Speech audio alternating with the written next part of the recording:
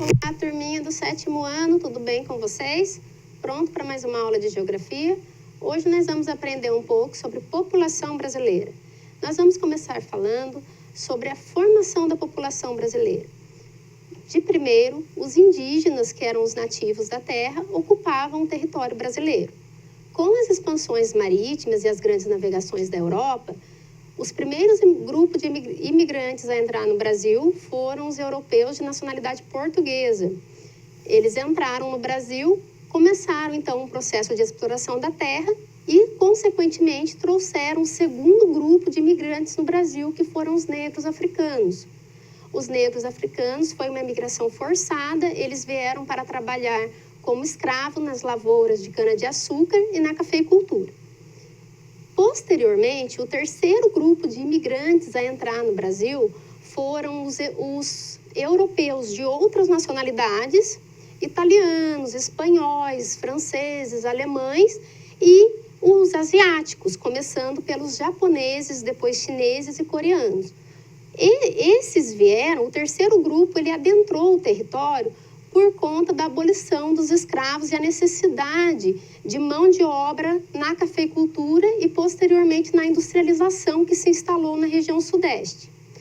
A população brasileira, o Brasil, ele apresenta duas grandes posições.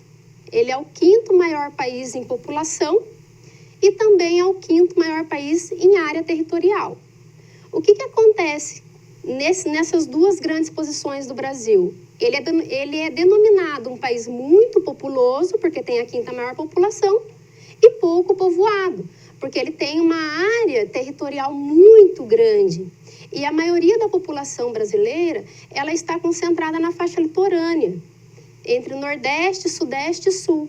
Quando vai adentrando mais no interior do país, no Norte, no Centro-Oeste, são regiões pouco habitadas, com uma densidade demográfica de menos de 1%, enquanto na costa litorânea essa densidade demográfica chega a 24 habitantes por quilômetro quadrado. Por isso ele é denominado muito populoso, pouco povoado.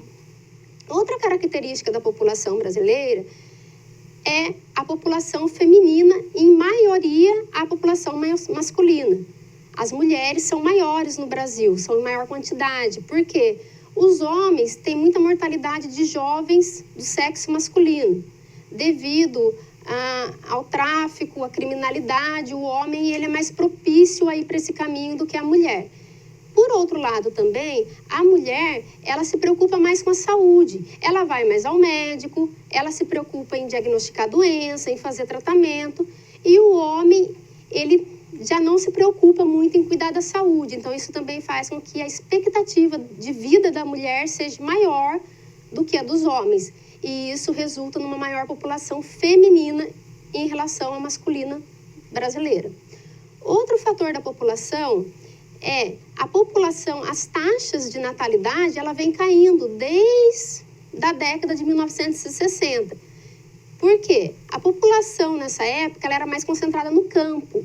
Depois, com a economia e a industrialização, houve uma crescente urbanização e as pessoas começaram a migrar do campo para a cidade em busca de emprego, de melhores condições de vida, de educação para os filhos.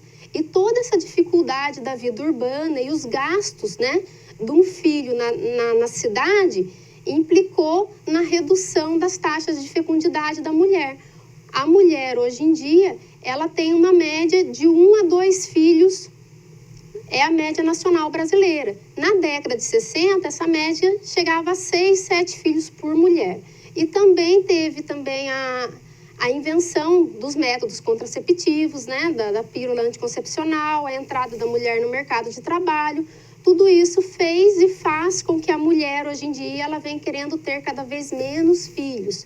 Só que isso daí causa uma mudança muito grande na sociedade, por conta de que menos crianças nascendo, menos população jovem daqui para frente, vindo desde 1960, e enquanto isso, a população brasileira está envelhecendo.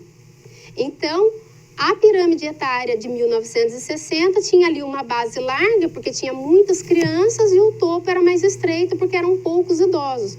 Hoje isso está se revertendo. A base está encurtando e o topo está aumentando, o que significa a população jovem está diminuindo, menos nascimentos, e a população está envelhecendo, então a população idosa está aumentando. E isso gera mais gastos públicos em assistência social, assistência previdenciária, leitos hospitalares e toda a assistência que o idoso precisa, e também acarreta em menos mão de obra para o mercado de trabalho daqui para frente. A sociedade, nas próximas décadas, a sociedade vai começar a sentir isso. Outra característica da população brasileira também, a população brasileira, essa miscigenação toda da etnia da população brasileira, classificou o Brasil num país étnico muito rico, né? É um país considerado um dos mais mestiços do mundo. Aqui tem vários grupos de pessoas e agora eu vou passar para vocês umas imagens para vocês poderem comparar esses dados e visualizar e entender melhor o que eu estou tentando passar para vocês. Então, tá aqui. As principais etnias que formaram a população brasileira: o índio, o negro africano, o branco europeu e o amarelo asiático. Então, houve uma miscigenação muito grande devido a esses 4 grupos que adentraram o território brasileiro. Percebem, para vocês verem, que o Brasil ele tem o 5º maior em população e o 5º maior em área territorial também. E percebem que a maior parte da população está concentrada aqui na costa litorânea, principalmente na região sudeste por conta da industrialização, sul, e no nordeste também, mais aqui no litoral. À medida que vai para o interior do país, essa população vai diminuindo, por isso muito populoso e pouco povoado, por conta também da sua extensão territorial. Próximo. Vamos falar um pouco agora da distribuição da população indígena no Brasil. Os indígenas no Brasil hoje, eles somam em média de 4%, segundo dados do IBGE.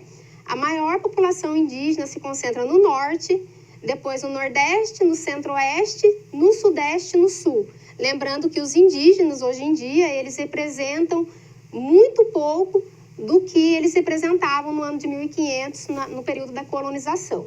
Próximo, por favor. A população branca, que veio da descendência dos europeus, ela se concentra mais no sul e no sudeste do Brasil, mesmo porque eles vieram para substituir a mão de obra escrava, e na época era a cafeicultura aqui na região sudeste, e depois a industrialização se instalou nessa região, então se concentra até hoje a maior parte de brancos na região sul e sudeste do país. À medida que vai indo para o norte e para o centro-oeste, a tendência é ir diminuindo. Próximo. A população negra no Brasil se concentra na região nordeste, principalmente no estado da Bahia. Os negros, quando eles entraram no país, eles vieram para trabalhar de início na cana-de-açúcar, que se instalou na região nordeste, e Bahia também, Salvador, foi a primeira capital do Brasil. Então, eles chegaram na Bahia. Por esse motivo, a maior parte da população negra se concentra aí na região nordeste, principalmente no estado da Bahia. Próximo. A população parda, né, do Brasil, os pardos, eles são os mestiços, né? A população mestiça do Brasil, ela está concentrada em maior quantidade na região norte, né? E ela vai diminuindo à medida que ela vem do interior do país para o litoral. Percebem que a grande parte mesmo está na região norte, essa miscigenação. Próximo. E aqui são os dados aqui da urbanização. Vejam nesse mapa, nesse gráfico, que a urbanização, o Brasil é um país urbano, mais de 85% da população é urbana e 15% da população é rural. Próximo, por favor. Porcentagem de homens e mulheres, como eu falei, né, os homens, eles têm uma mortalidade maior na juventude e também tem uma tendência a não cuidar muito da saúde tanto quanto as mulheres. Isso daí implica na maior população feminina. Próximo. As taxas de fecundidade, que é a quantidade de filhos por mulher, percebem que até a década de 1960 era uma média de 6 filhos, 7 filhos. Depois ela veio caindo por conta de todos esses fatores, a vida urbana, a entrada da mulher no mercado de trabalho, os métodos contraceptivos. Isso fez e vem fazendo com que a mulher tenha cada vez menos filhos. Próximo. As taxas, o crescimento vegetativo do Brasil hoje está em torno de 7%. Ele também está em declínio. Observem aqui, a primeira linha aqui, ele está em declínio porque nasce menos crianças e a mortalidade também diminuiu por conta dos avanços na medicina. E isso daí vem, a queda na fecundidade vem fazendo com que a população brasileira venha diminuindo o crescimento vegetativo. Para as próximas décadas, a tendência é diminuir ainda mais o crescimento vegetativo, que hoje está em 7% no Brasil. Próximo. A expectativa de vida aumentou, né? Os cuidados com a saúde, a população está mais consciente dos cuidados com a saúde, os avanços na medicina, o diagnóstico de doença, tratamento e cura de doença, isso vem possibilitando a qualidade de vida também das pessoas, vem possibilitando a maior expectativa de vida. Observem que em 1960 era de 52 anos, 2017 já está 76 anos. Próximo. E aqui a distribuição etária da população. Como eu falei para vocês, observe até a meia-idade aqui, do 0 aos 40 anos. Em 2000, tinha muita criança nascendo ainda e poucos idosos. Para 2040, com a queda da fecundidade, as mulheres tendo menos filhos, os casais tendo menos filhos, nascem poucos e a população está envelhecendo. Então, a tendência para 2040 é uma população idosa elevada. E depois de 2040 em diante, então, o crescimento vegetativo começa a cair. Porque vai passar essa geração e as pessoas estão tendo cada vez menos filhos. Então, a tendência do crescimento vegetativo da população brasileira para as próximas décadas, depois de 2040, é declinar. Próximo, por favor. E aqui, o último slide que eu coloquei um slide do IDH do Brasil, que são os indicadores de qualidade de vida da população brasileira. Observem no mapa que a maior qualidade de vida da população brasileira estão nos estados de São Paulo e Santa Catarina. Mas toda a região aqui, Sudeste, Centro-Oeste, Nordeste, também tem uma qualidade de vida boa.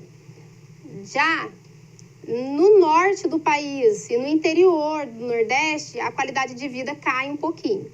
Então é isso, pessoal. Até a próxima aula, espero ter ajudado vocês.